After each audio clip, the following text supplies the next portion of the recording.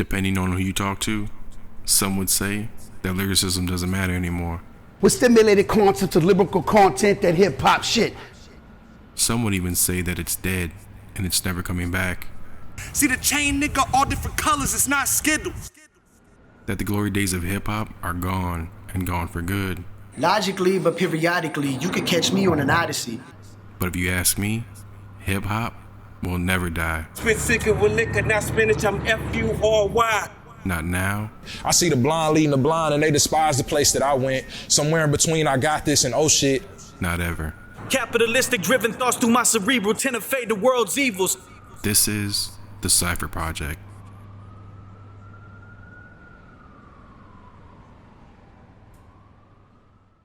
Party people in the place to be. It's your boy, MAZ. I got a new video for you today.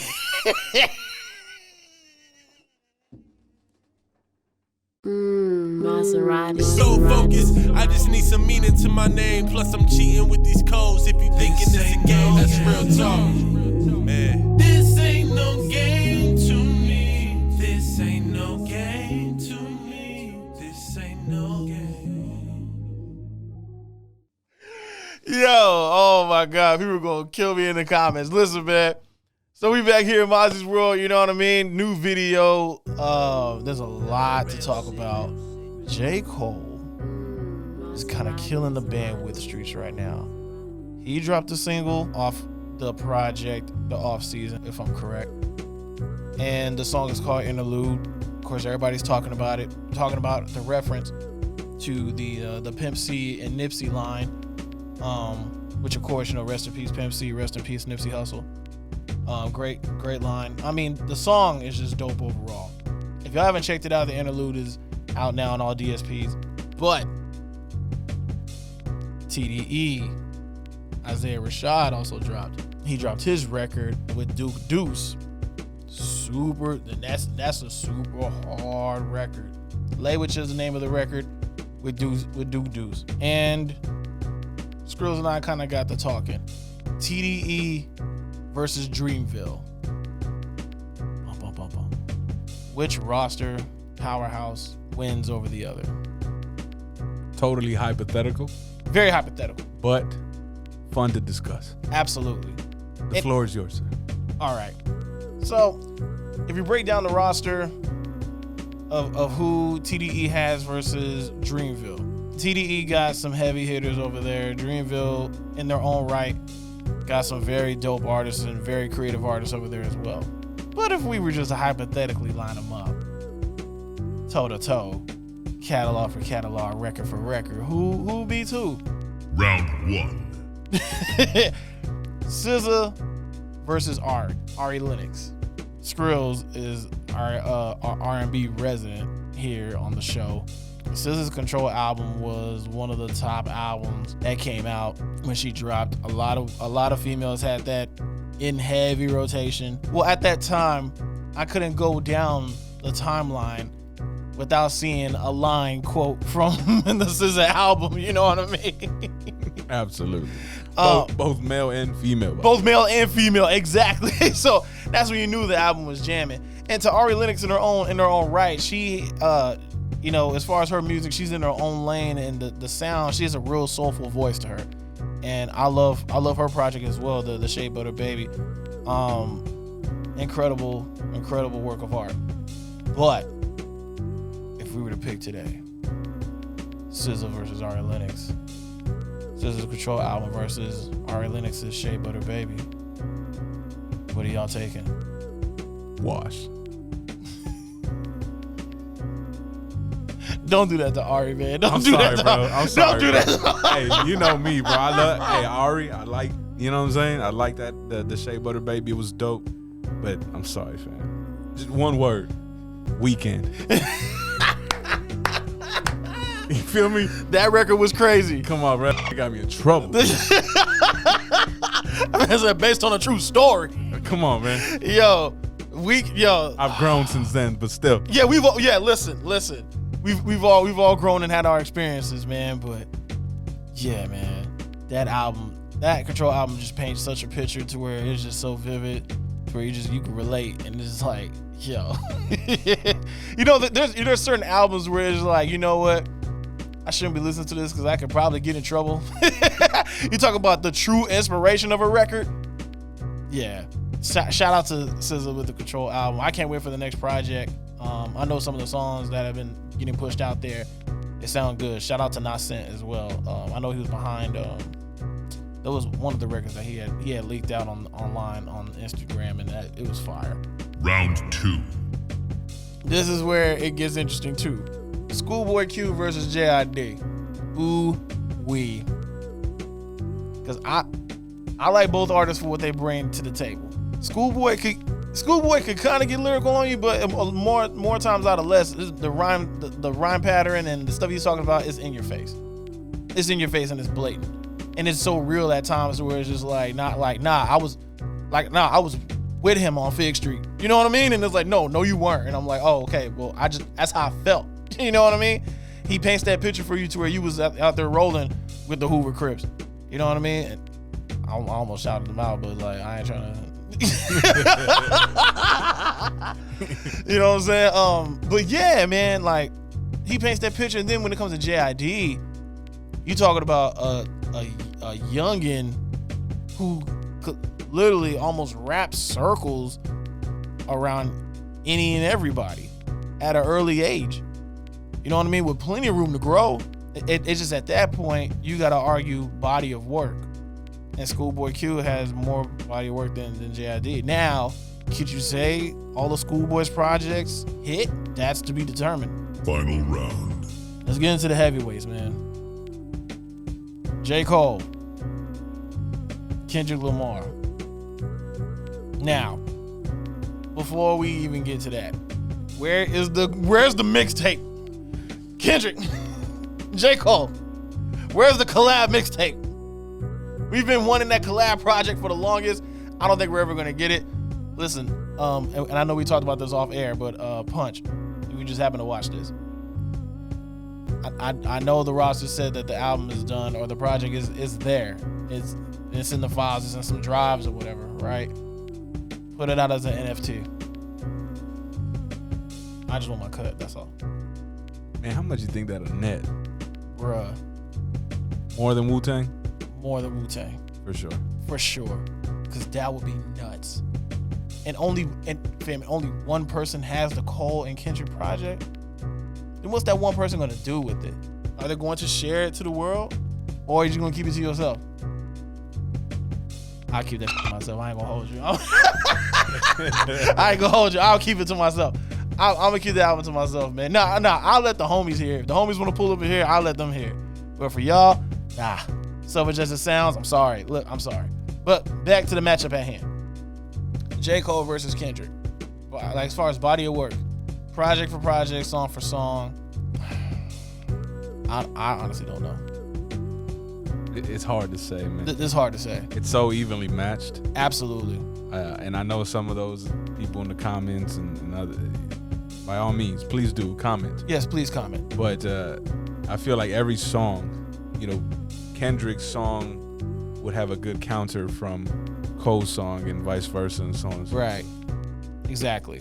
That's very hard to say. Personally, I wouldn't have an answer. Yeah, I'll tell you what, I can't pick. I'm thinking about it right now and I'm getting stressed just thinking about it. Like, let's be real. Like, so, I mean, it's kind of early to do, but like, we talk about project for project. Sure, you could say, Good Kid, Mad City versus Sideline Story. People may say, oh, well, Good Kid, Mad City, that won. All right, cool. But then you got Born Center versus The Pimp a Butterfly. That one's kind of a toss-up, if you ask me. And depending who you ask. Depending who you ask. Because some like to think that Pimp a Butterfly is the greatest thing ever made. Absolutely. Which it is a great work of art. And there's no question about that. It is. But so is Born Center. Then you got 2014 Forest Hills Drive versus Damn. And that's where it gets tricky. You know what I'm saying? Absolutely. So you're saying round one can go to Kendrick. Round two is debatable, but round three, people may lean to than J. Cole. So then it's kind of even at that point. The world may never know, man. Exactly. Hard to say. It's hard to say. Again, great to speculate, but hard to say. Yeah, hard to say, man. And I'm a fan of both artists. Like, Absolutely. be clear. I'm a fan of both artists. I love what they got going on. I love what they're talking about. The content in their music. Both great artists, in my opinion. Man, it's looking like TDE got this, bro. I hate to be that guy. To where when it's all said and done, and we're looking at this and we're like, is TDE's roster that heavy? Like a roster of heavy hitters, like where each artist could stand on their own. I mean, personally, I feel like that is TDE. Yeah. But when you start thinking about team aspect and who can vibe with each other and like a comparing it to basketball, in a sense, yeah. Right. And, which team is an actual team? I feel like you got to give it to Dreamville. And that's kind of where we bring up Revenge of the Dreamers 3. Correct. One of the greater compilation albums in a long time. I can't think of a compilation album that had a buzz that it did, where it was pretty much an open invitation to everybody in the industry to pull up at whatever studio they was at. I don't know if it was Patchworks in Atlanta. I'm not sure, but and then they created an incredible project, better than a lot of people's solo albums. Revenge of the Dreamers, man, and I'm just not saying that Revenge of the Dreamers 2 was just as good, because Revenge of the Dreamers 2 was just as good. It just didn't have the buzz that Revenge of the Dreamers 3 did. Man, yeah, nah, you're right. So I mean, if you were to compare them to a team, like you said, like a basketball team, right? As far as star qualities, big names, right? TDE would be, you know what? I had wrote down on these notes. So on the notes, I had put the 3-peat Lakers. But let's be real. They're the Golden State Warriors. They're the Golden State Warriors in their prime. The 73-9 team. You know what I mean? Couldn't be stopped. Dreamville. Another homegrown label. But let's be real. Respectively. I don't want no smoke. Respectively, they're the 94 Magic to me. You know, Shaq and Penny. Cole and J.I.D. Bass is like Dick Anderson. It's gonna sound disrespectful, but I'm like, yo, like at this point, it's like, but when they come together, Revenge of the Dreamers 3, they made it to the finals. They beat Jordan. Now, could they get past the Houston Rockets? No. But that's a good team, though. You know what I mean? You got Cole and J.I.D., and then you got the rest of the people that know how to play their role and bring whatever they bring to the table. It's a good roster. It's a great group of people, and they know how to create records, whether it be fun records, whether it be conscious records. They know how to put it all together. TDE, is there a Black History compilation album? I don't think so. Overall, I enjoy both groups for what they bring to the table. Let's talk about the top projects out of the camps respectively. Good Kid, Mad City versus 2014 Forest Hills Drive. Which one are y'all picking?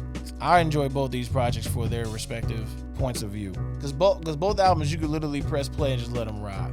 But if you had to choose one, if you're heading to an island today, and they give you two albums to choose from, Good Kid, Mad City versus 2014 Forest Hills Drive, what do y'all choose?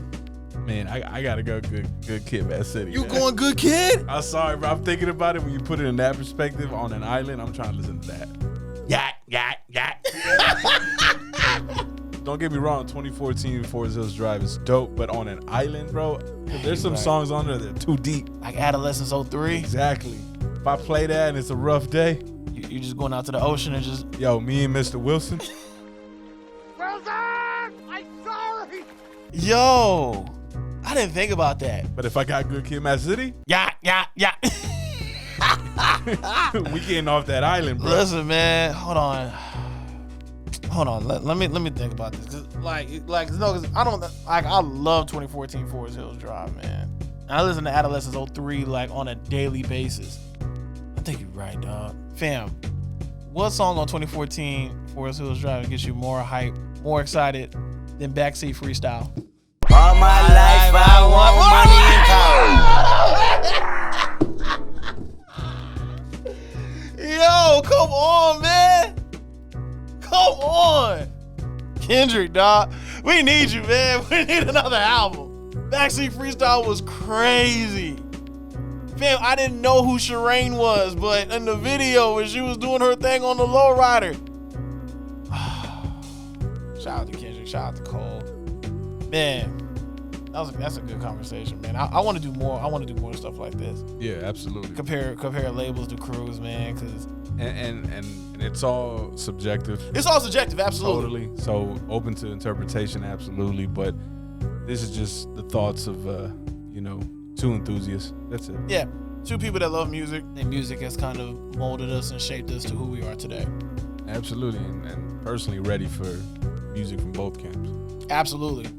I'm ready for a new Cole album. I'm ready for JID to drop his Forever Story, because I know JID is a wordsmith, man, and coming out of Atlanta and him being Atlanta's respected for the music, but do they respect the lyricism, like the lyricists that come out of Atlanta still? Definitely, I feel like this could be interpreted a certain way, but when you're talking lyricists, I don't think Atlanta, to be honest with you. Yeah, I don't think of it. Not since Outkast and Andre 3 Stacks and right. But I mean, this JID kid, when I heard him, I was like, okay, that's different. Yeah. I didn't even know he was from Atlanta, actually. Yeah. So I think you put me onto to that, but yeah. So, yeah, man. Shout out to JID, man. I'm waiting for the new project. Oh, I'm sorry. Not including Luda. Luda's like an anomaly. You know what I mean? Because see, the thing with Luda is Luda, no disrespect, I don't want no smoke neither. Luda's known as the fun party rapper. He likes to make records for the clubs and the girls dance and have fun. But when he wants to get lyrical, he can. Absolutely. Ask T.I. PMI. Listen, man, I'm out of here. This is Mozzie. Yo, T.I. gonna shoot me. He got machine guns with a kickstand. I'm out of here, man. It's Mozzie, my world. Be sure to like, subscribe, all that good stuff, man. We'll see you on the next one. T.I., don't shoot me, please. I got a lot to live for. Nah, I'm gonna just snitch on him. Call the tip line.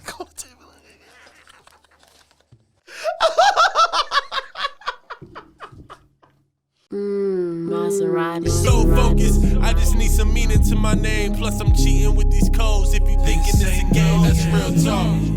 Man, this ain't no game to me. This ain't no game to me. This ain't no game.